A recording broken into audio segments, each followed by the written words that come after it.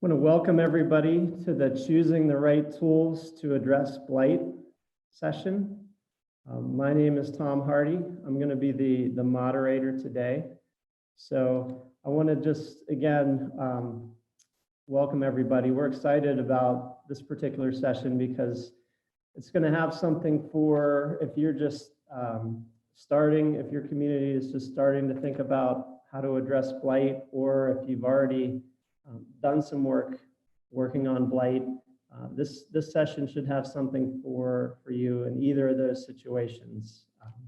I'm going to do a quick introduction, and then we're going to get into the conversation.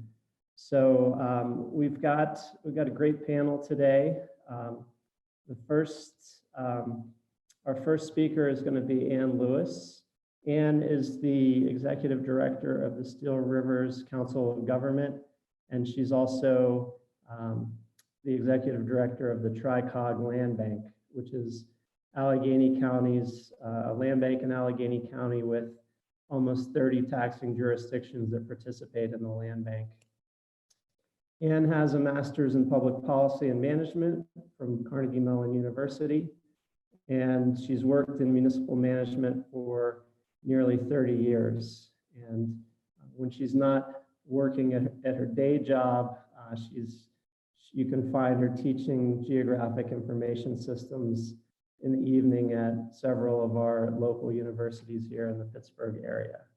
So I also want to introduce Todd Powsley. Todd is the Neighborhood Revitalization Manager from NeighborWorks in Northeastern Pennsylvania. Todd serves on the City of Scranton's Planning Commission. He's also a member of Lackawanna County Housing Coalition.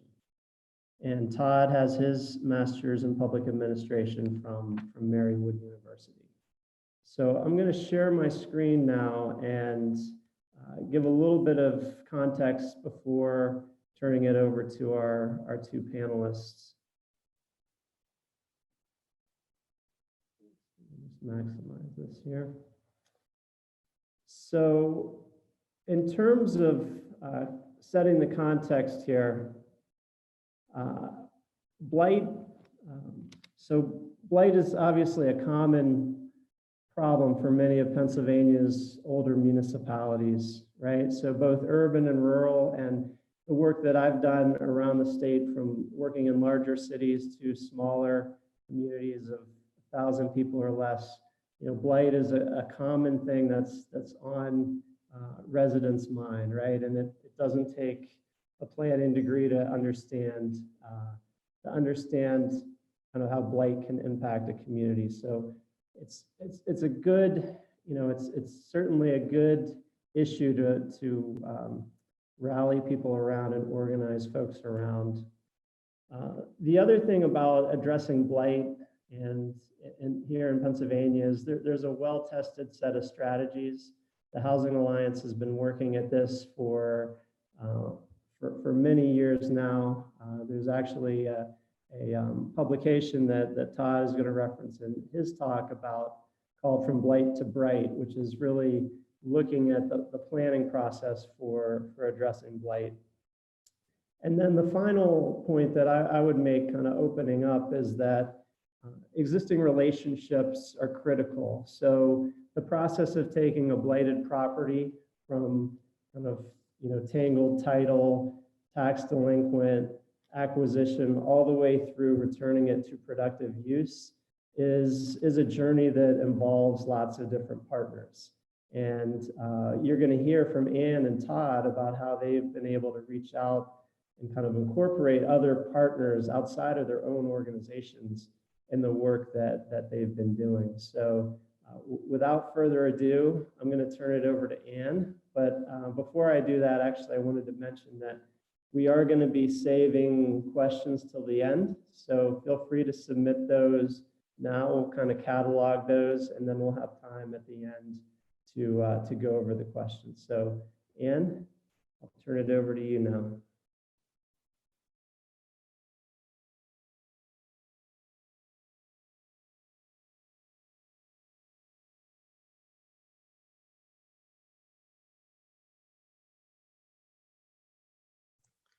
Great. Sorry about that. I had to get, wanted to get set up with my PowerPoint slides. Tom, thanks for the introductions. 30 years, man, that resonates loud. That's a long time. So I want to just preface this presentation by saying that in that 30-year tenure of working with local governments, I really have developed a passion for working with and around local communities. Most of the communities that I work with are situated in the Mon Valley region of Allegheny County. Allegheny County, like many places in Pennsylvania, you know, is a post-industrial community, and the sort of cycle of blight is such that the industries close, the employment hub is gone, the population declines, the tax base decline, properties become vacant, etc. And so just so that we're, all on the same page, this is an example of what I think about. These are properties actually that the Tri-Cog Land Bank owns and has dealt with. But this is what I think about when I think about blight. And blight has an enormous cost burden. And I kind of compare it to and equate it to cancer. It really is, it's a disease, it's that requires treatment. And if you, it may grow quickly, it may grow slowly, but if you are not treating it, it's, it's definitely going to grow. And it has an interdependent relationship with local government resources. There is a direct cost. It's borne by code enforcement budgets, police budget, fire budgets, demolition budgets, etc. But there's also a direct cost in terms of tax revenues for the municipalities.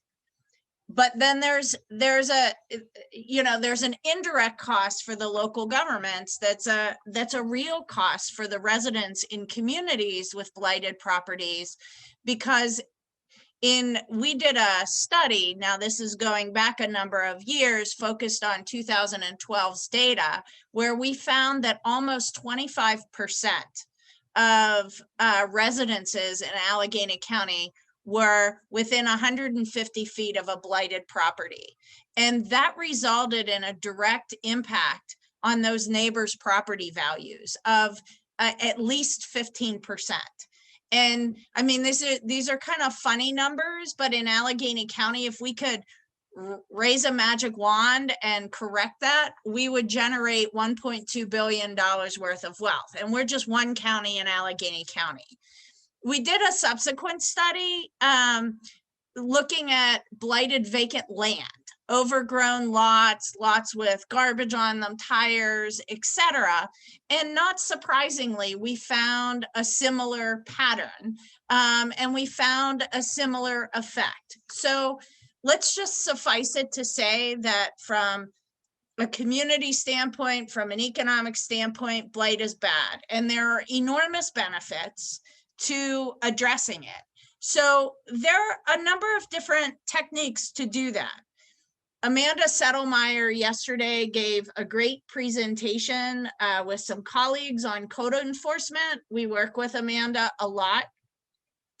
This is her line, not mine. Code enforcement absolutely is the first line of defense for a community to stop the spread of blight. And when I'm talking about code enforcement, I'm talking about property maintenance, occupancy inspections, not building permits. That's for new construction. So just so that we're kind of clear on what my terminology sort of means to me, if you will.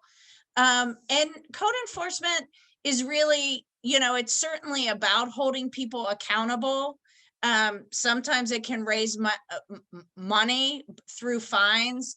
but really that's not the goal. The goal is compliance. And this is another example of blight. And these are items that code enforcement officers are called out to deal with: garbage, dumping, overgrown, improperly sealed windows and closures in houses, etc. And property maintenance code enforcement is very reactionary. It's driven by complaints. And officers can only really address the things that they can see, which is typically, from the street.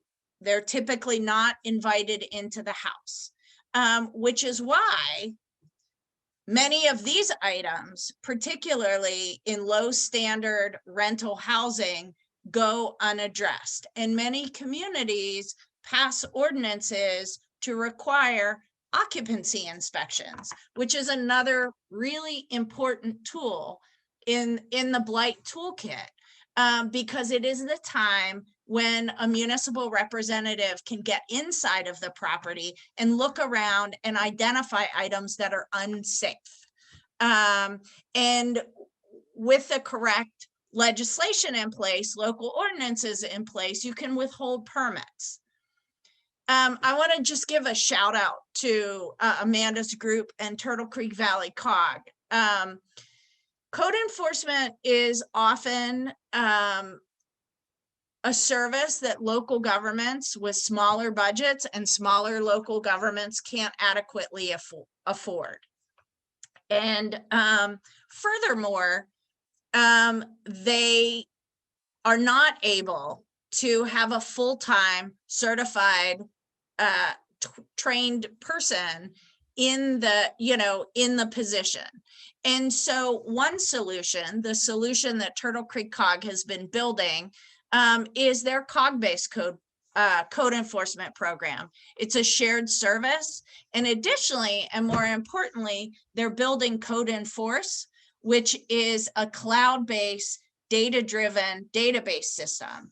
And one of the things that's really important about that is the data is shared across the participating municipalities. So if you have a slumlord, if you will, in one community, that person can be tracked across borders. And the reason why that's important is Act 90 allows for permit denial for multiple code enforcement violations. And it's a lot easier to comply with the requirements of Act 90 when you're not just looking in your own files in your own communities. So the other thing I do in my day-to-day work life is I manage the Tri-Cog Land Bank. And land banks are another really important tool in the toolkit, legislated in Pennsylvania in 2013, actually. It was signed into law right before Christmas time. And really the central function of a land bank is to take legal control of a abandoned, unoccupied property and put that property back into productive use. So I want to talk a little bit about the Tri-Cog Land Bank and some of the work that we do. We are a multi-jurisdictional land bank. We work in Allegheny County, outside of the city of Pittsburgh, in 22 municipalities. Our members are the municipalities, their 6 school districts, and Allegheny County.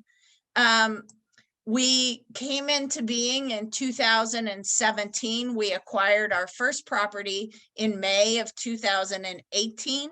Since that time, we've looked at almost 270 properties. We currently own 43. We have 27 additional properties in our pipeline. We have 10 properties on the market currently, and we have sold 2. So we're new and we're just getting started. This is an example that I like to show of what our properties typically look like. This was a property in Turtle Creek that we're actually in the process of selling right now. when we acquired this property, and when we looked at this property, we could only see it from the street. And that's very typical for a land bank. So we didn't really realize what the inside of the property looked like, which is also happens quite a bit. So one of the things that's really important about what land banks do, we have to follow local code. So all of this overgrowth, all of this garbage needed to be removed. So when we acquired this property, that was one of the first things that we did. We secure all of our properties and we clear them out. The other thing that's really that I'd like to mention is in these clean out activities, there's another nonprofit that we work with that works with people with barriers to employment. So basically we identify these properties. These are the priorities that are in our policies and procedures, but essentially we work in lockstep with the municipalities. We get to understand what their goals are for their communities. And, you know, land banks are nimble. They're able to be responsive. They're able to discharge and dispose of properties based on priority as opposed to price, and having, you know, whereas tax sale, you can't always guarantee. Many of land banks acquire their properties at a tax sale. First of all, you can't always guarantee that there's a buyer. And secondly, you can't always guarantee that that buyer is responsible. So a land bank is really the entity that is that responsible owner. What's really also important about land banking is that it's not a silver bullet. It's not going to reverse decades-long problem. And it needs to be done in lockstep with other activities and with other organizations. Partnerships are really critical. This is a handful of the partners that we're currently working on. And I want to talk about some of the cool projects that we've done. So in Allegheny County, one of the things that needs to happen is demolition. Allegheny County also just passed an ordinance enacting Pennsylvania's Act 152, which allows counties to institute a $15 fee for deed recordings. So our demolition activity is going to increase dramatically. Simultaneous to, you know, having demolitions performed by municipalities and the funding mechanisms that many of us have with HUD money, HUD funding, and other local funding. The other thing that Allegheny County is battling is, and really focused on, is elevated lead levels in our children. And this is also not common for post-industrial towns where the housing stock is older. This happens disproportionately in poor communities and communities of Black and brown children. And areas that have high rental. And so Allegheny County is one of those communities that's really interested in and looking at ways to mitigate the exposure of lead in children.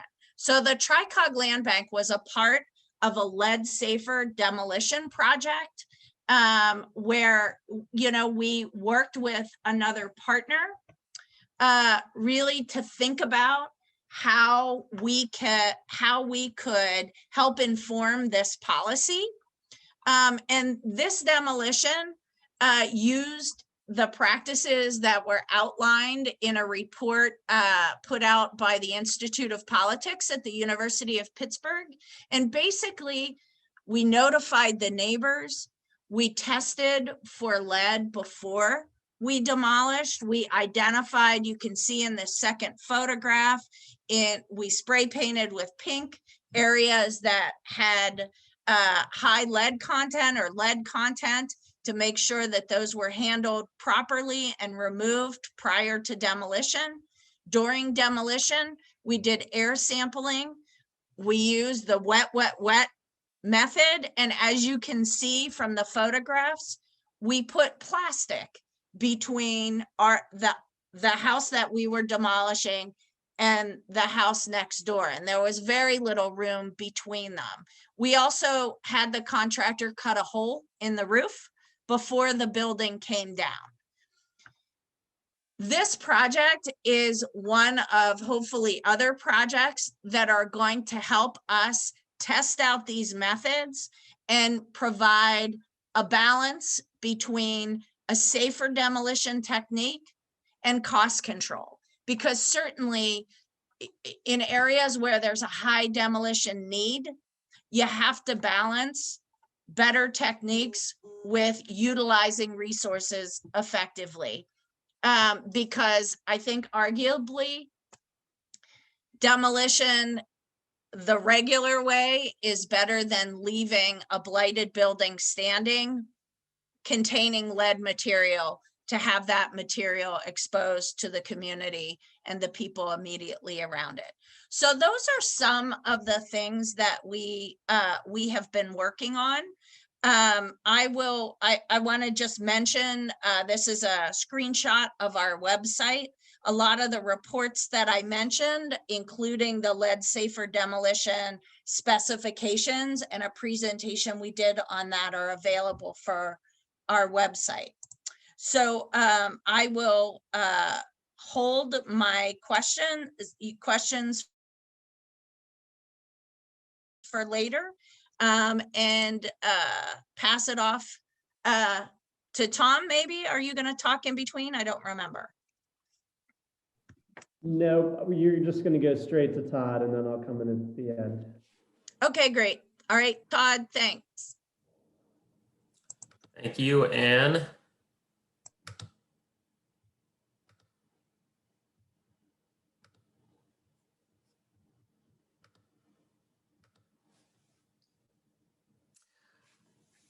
Hi, my name is Todd Poosley. I am the Neighborhood Revitalization Manager at NeighborWorks Northeastern Pennsylvania. I'm happy to be here today with Tom and Ann to talk a little bit about some of the tools that we've used to address blight in the city of Scranton and Lackawanna County. First, a little bit about our organization. NeighborWorks Northeastern Pennsylvania is a nonprofit housing and community development organization. We're part of the National NeighborWorks Network. There are about 250 NeighborWorks organizations across the country that are doing similar community development work in a variety of communities. Our focus in Lackawanna County is on revitalizing neighborhoods and creating opportunities for families to improve their lives through quality housing and financial guidance. Some of the services that we provide include financial coaching to help folks who are interested in purchasing a home take a look at their credit, improve their credit score, budget, save money for a down payment.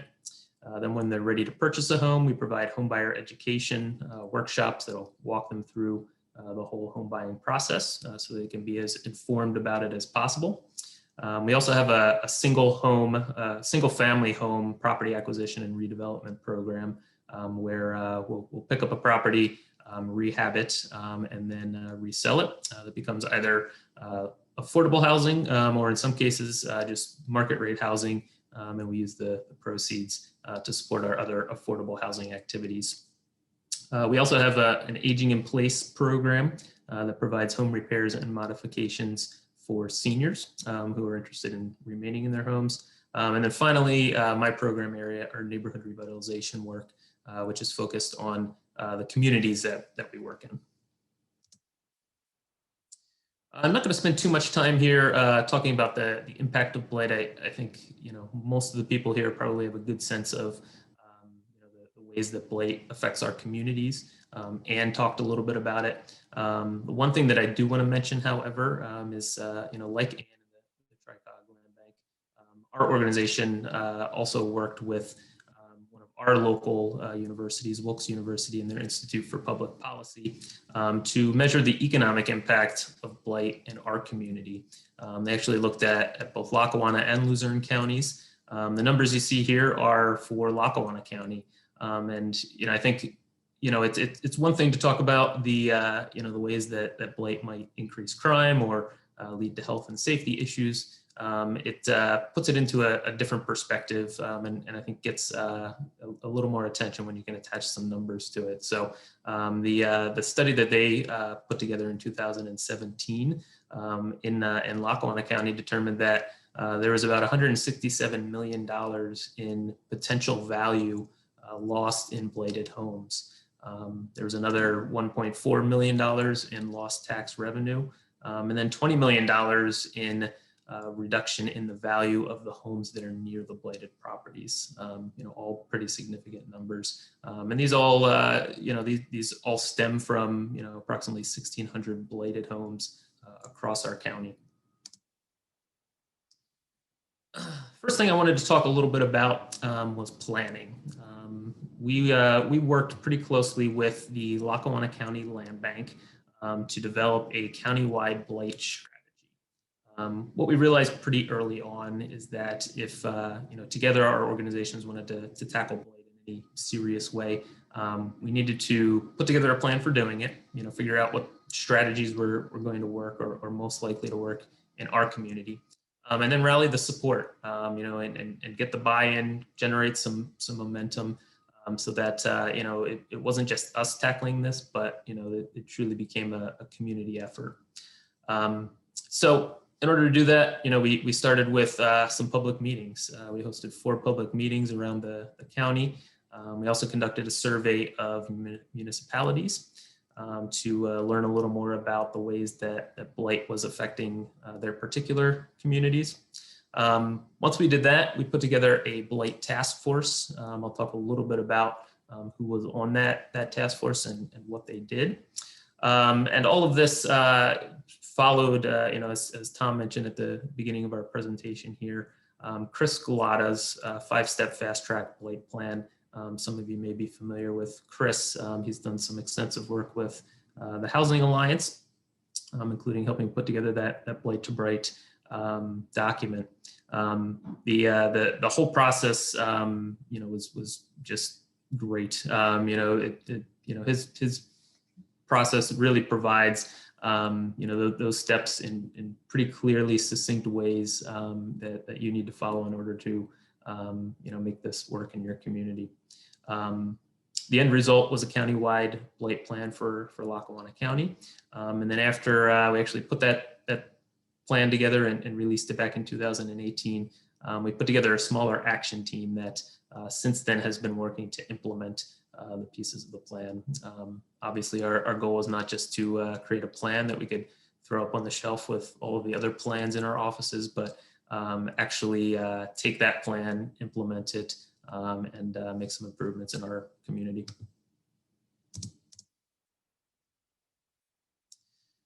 I want to talk a little bit about the ways that we engaged residents and other stakeholders throughout this process, because I think that's an important piece of any planning activity, especially when it comes to blight. As I mentioned, we did hold a couple of public meetings, 4 actually, at the beginning of the process. And, I think importantly, they were held before we had done any work. So, we knew we wanted to study blight. We knew we wanted to pull together a task force and come up with a plan for addressing it. But we came into these meetings with open eyes and very little other expectations, and brought it to a handful of communities throughout the county. As I mentioned, this is a county-wide plan, so we very intentionally made sure that we located these meetings in 4 different communities throughout the county. The city of Scranton, of course, which is the county seat, Carbondale, which is our second largest city, and then 2 other locations in the county. And then from, after those public meetings occurred, we put together our task force. And we tried to be as diverse as possible, especially geographically diverse. We also, because we held our public meetings before putting the task force together, we were actually able to identify some folks who came out to those meetings who were really interested in helping us address blight, and asked them to assist with the task force. So that was really helpful in actually identifying who could help with something like this. And then, as I mentioned, we surveyed all 40 municipalities, or sent out surveys to all 40 municipalities in the county. and we got about half of them to respond. The results you see here on the left-hand side, we ended up kind of arriving at 8 different strategies that the task force recommended after doing some homework and working with Chris Galata.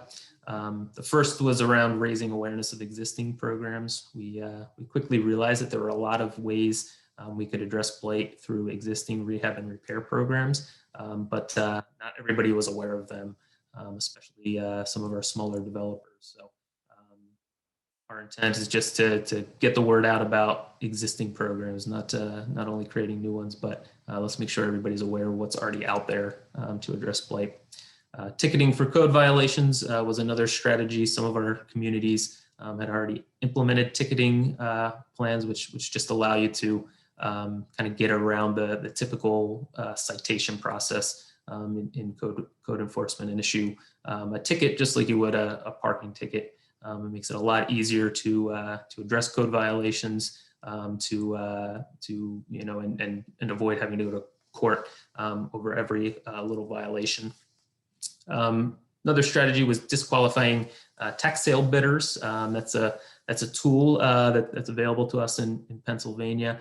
Already, something that was had been passed by ordinance and approved in Lackawanna County, but what we realized was that the mechanism for practically disqualifying tax sale bidders really didn't exist. So although we were able to do it, the county didn't do it.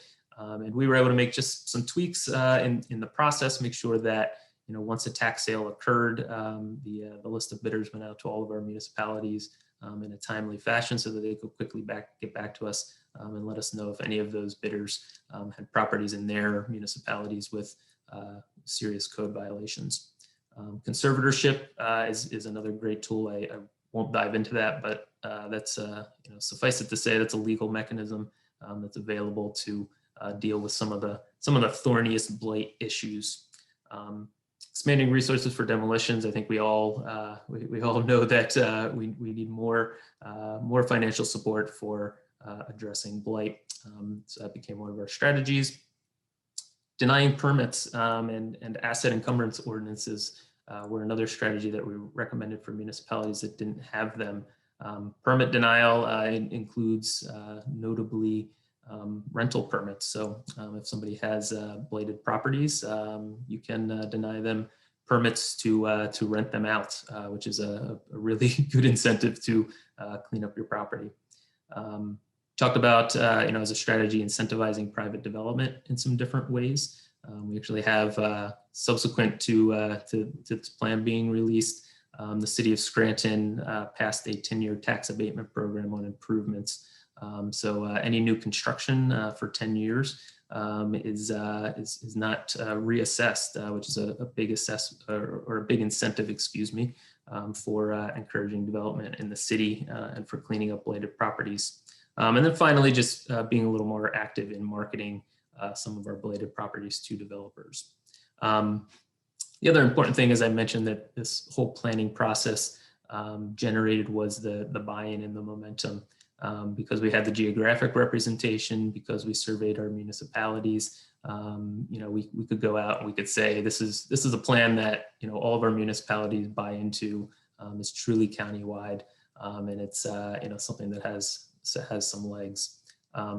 Also note that don't discount the importance of in any process like this. In just making sure you do your diligence when it comes to PR and marketing.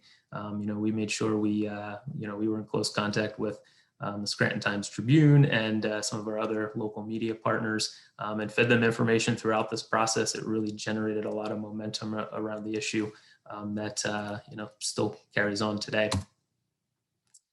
Now I want to jump into the couple of the tools, a couple of the programs that we've implemented, NeighborWorks has implemented to address blighted properties through redevelopment.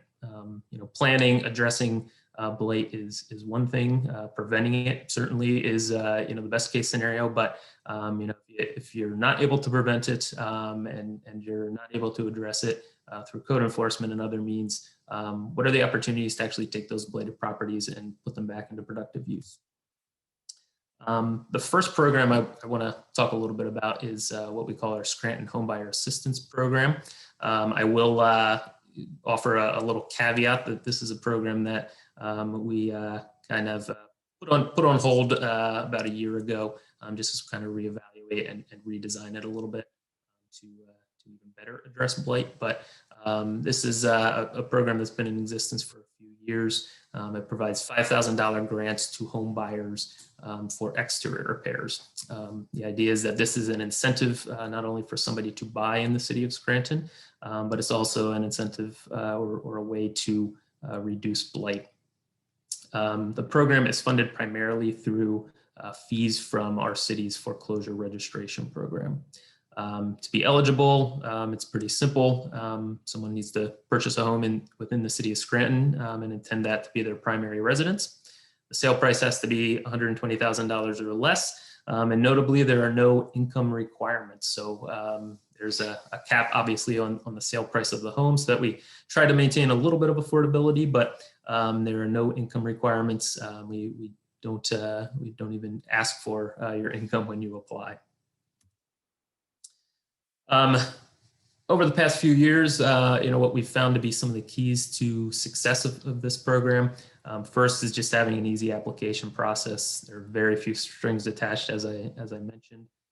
There's also no match required. So we'll award $5,000. You can take that $5,000 and spend just that on exterior repairs to your home. Often, new home buyers are putting in even more into their homes, but there's no matching requirement here. The funds are also meant to be flexible. So virtually anything that you would do to the outside of your property would qualify for this program. So we tell people that as long as we can see it standing outside your home, it's eligible for the program. And the impact since we opened up the program in 2016, we've awarded 34 grants and $167,000 in total grant awards. Anne mentioned partners and how important partners are in the work that she does. Partners are just as important to the work that we're doing in Scranton and Lackawanna County. For this particular program, our organization did most of the program development, and we administer the program. We also provide some supplemental funding. We've used FAIR funds in the past for this program. The City of Scranton, for its part, they provide the primary funding, which, as I mentioned, come through our foreclosure registration fees. They also recently added some fees that they generate through water and selling water and sewer line warranties that also go into this program. Realtors and lenders have been hugely important. They're driving all of our referrals virtually. We have a really great network of realtors and lenders that know the program, understand it, and they promote it, and they push their clients to participate in it. We have some realtors who will fill out the application for their clients, send it into us. We give them a call to tell them that they got the money and they don't even know what we're talking about. But it's a really helpful referral network for us. And then contractors, we can't do it without contractors. We've built up a good network of contractors.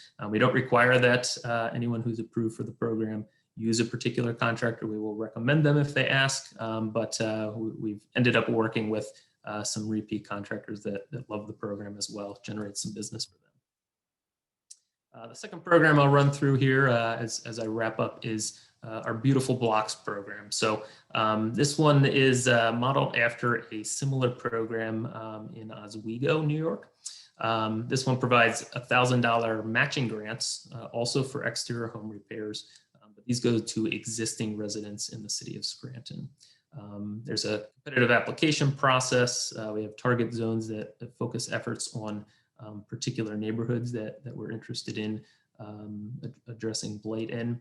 And there's also a community building component to this. We provide a little bit of additional funding to the blocks that apply for the program so they can do a little community project at the end as well.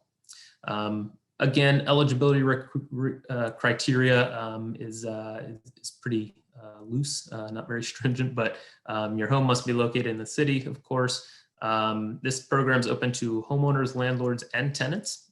So initially, our first year, we had just opened it to homeowners. And we heard from some landlords, we heard from some renters themselves that also wanted to participate, put some money into their properties. So for the second year, we opened it up. Anyone can apply. Most participants are still homeowners, but we do have a handful of landlords that have participated. And we have a few tenants too, who don't even own their property, but might be long-term tenants, and we're willing to put in a little bit of matching money in order to make some improvements to their homes. In order to apply, you have to have a minimum of 5 neighbors apply with you. So that's one catch. You can't apply just as an individual. Again, because of the community building aspect of this program, we require a block to apply. So you need to get at least 4 of your neighbors on board to say that they also want to make some improvements to their homes, and then you can apply for the program. As with our SHAP program, there are no income requirements for this one either. Some of the keys to success here, first is just allowing again some flexibility with the projects and the work that is done. So projects range from small to large. You may have somebody just purchasing some flowers to plant in their front yard. You may have other people who are going to put a new roof on their house, or paint it, or put on new siding, or completely repair their porch. As I mentioned, it's open to all residents, and it's regardless of income. And by and large, we're putting in a relatively small investment, but having a pretty large impact. This program's a little newer. We just wrapped up our second year, but so far we've had 25 different blocks participate. Over 200 residents, individual residents, received matching grants. Over $150,000 in grant money was awarded, and then that was matched by $330,000 in funds from the residents themselves. So as you can see, we're at least doubling our investment. I'm not going to play this video. We don't have much time for it, but if you're interested, we've got a really good video that explains the program on our YouTube channel. The link's here in the presentation, along with some testimonials from residents. And finally, these are the partners that were involved. Our organization, again, took the lead in developing this program and administering it. We do most of the outreach to solicit participants. Again, we're kind of sharing the responsibility for funding this program. We've used the Neighborhood Assistance Program, as well as CDBG money to fund this program. The City of Scranton, for its part, they provide funding through their rental registration fees. So the Scranton Homebuyer Assistance Program, as I had mentioned, uses foreclosure registration fees. This program is funded partially through rental registration fees. City of Scranton also sits on the selection committee that decides, because this is a competitive application process, which blocks and which residents will receive awards. And then our other big partners here are local colleges and universities. The University of Scranton and Johnson College both contribute annually to this program, which is really important because this is a program that's not income restricted, just like our Scranton Homebuyer Assistance Program. That also means we're a little limited sometimes in the funding that we're able to use that might have income requirements attached to them. So when we're using funding that is essentially a contribution, from an organization to the city, then there are fewer restrictions on how we can use that. And with that, I will wrap up. Hopefully you found that informative. My contact information is on the final slide here. Feel free to reach out anytime if we don't have a chance to answer your questions today. If you have any questions. Thanks. Great. Well, thanks, Todd, and thanks, Ann, for those presentations. Really, really good stuff. The partnership, again, I can't really highlight enough how key those partnerships are, and I think both of you have done really interesting and innovative work that's responding basically to the needs there in the community. So we have time now for questions. I'd encourage folks to submit those through the chat, and then we can answer those. I guess I might start off with a question for our panelists. And one of the questions that I get a lot in the consulting work that I do from communities that are just just starting off, are, they're looking throughout their community and they have some sense, they know they have some blight, but they don't truly understand kind of the extent or the nature, some of the issues maybe behind that. Where I'll ask, maybe I'll pass this to Ann first and then Todd. Where would you suggest folks start when they're looking at trying to characterize kind of the nature and extent of blight in their communities?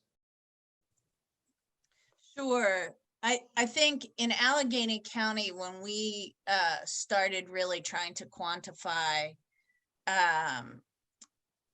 the amount of blight and figure out the cost that those blighted properties were imposing on our communities, Allegheny County had just gone through back-to-back reassessments, and there was existing county level data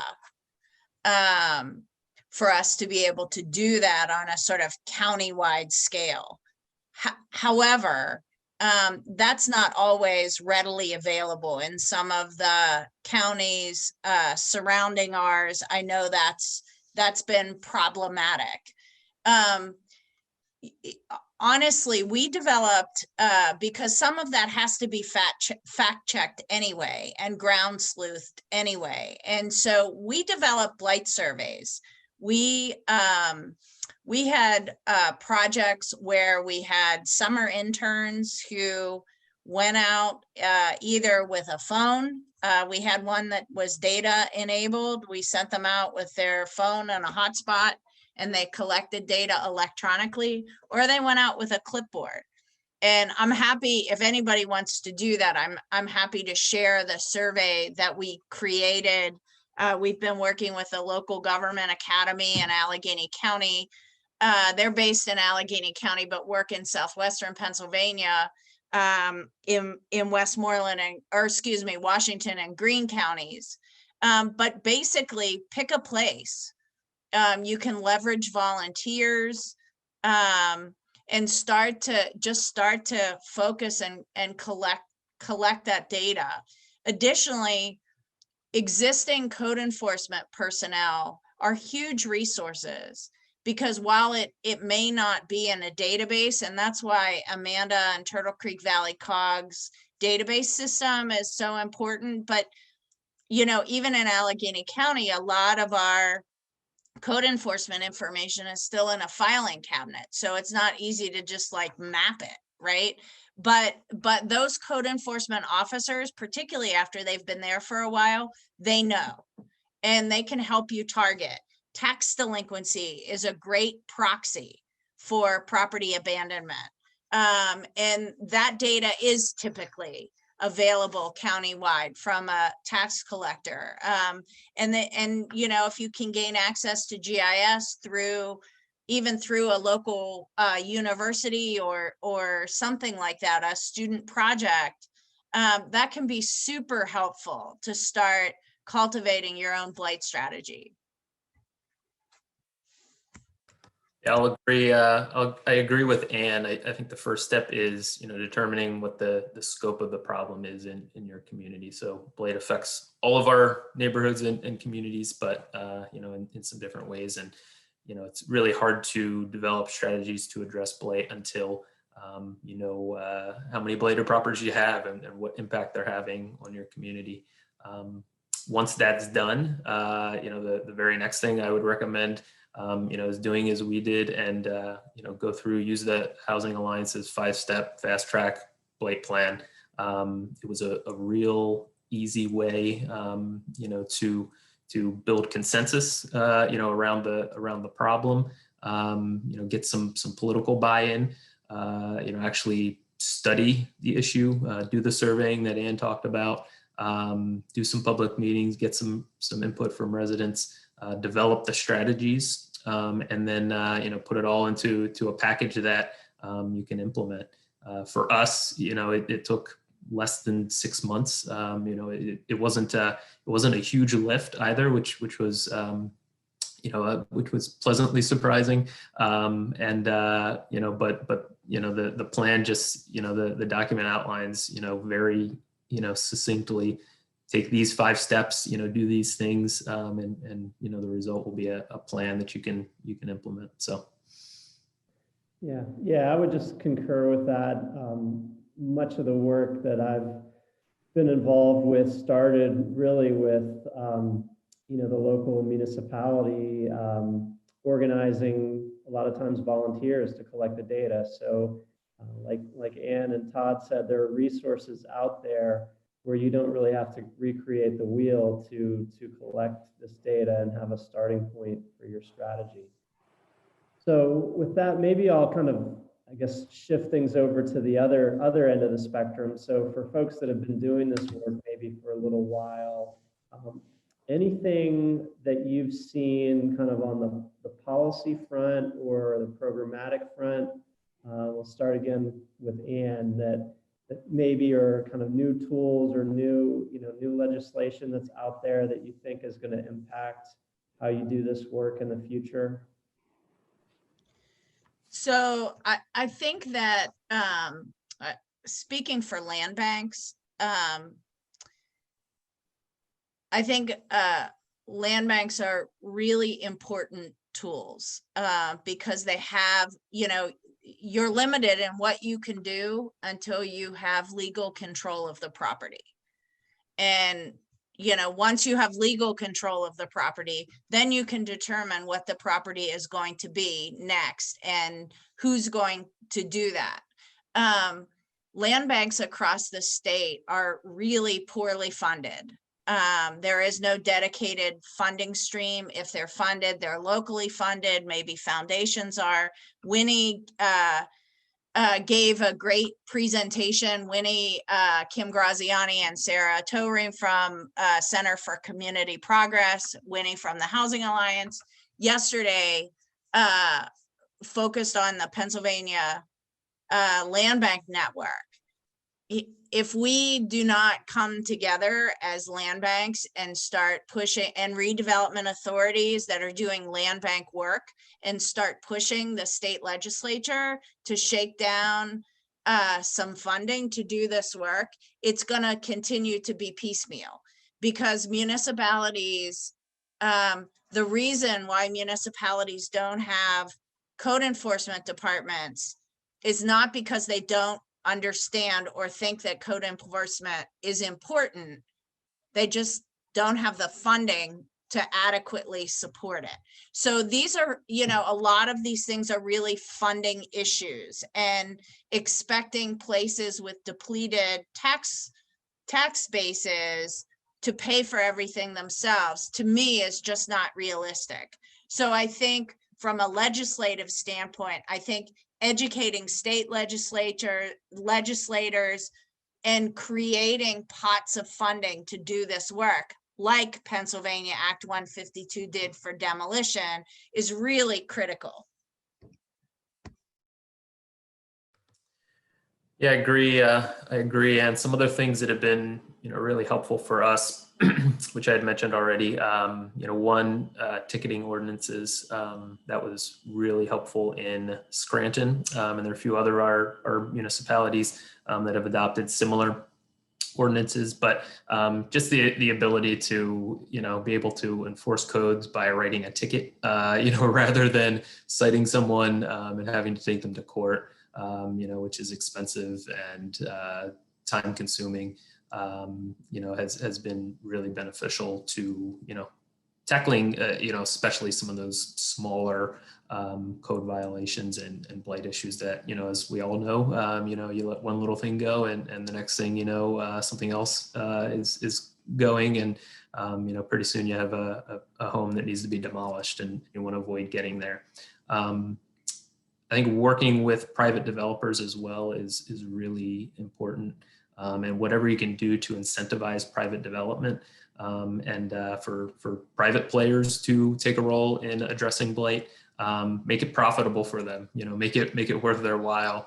That was the challenge with, a lot of the blighted properties in Scranton and still is to a degree, is that, they're the cost to rehab them, is greater than what you can make by selling that, which just means then that, you're left to only using, relying on nonprofit organizations or other, public entities that can subsidize those in some ways to make them work.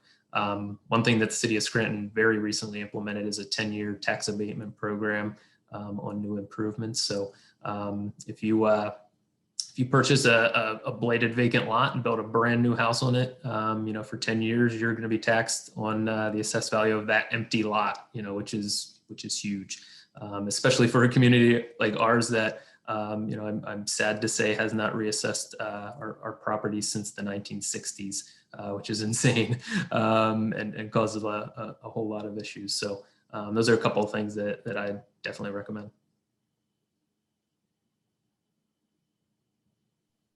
Got it. So we've just got a couple minutes left. So I thought maybe what we would do here is just kind of go around again real quick and offer maybe a minute of closing remarks each. I will start. I just want to highlight that the opportunity, blight is obviously a challenge for many communities, but on the flip side, it's also an opportunity to really engage folks because, again, the kind of the constituency of folks that are interested in doing something about blight, I've found is very, very broad, right? It's different than organizing around kind of a specific, another kind of planning type issue that might have some people that care about it and some that don't.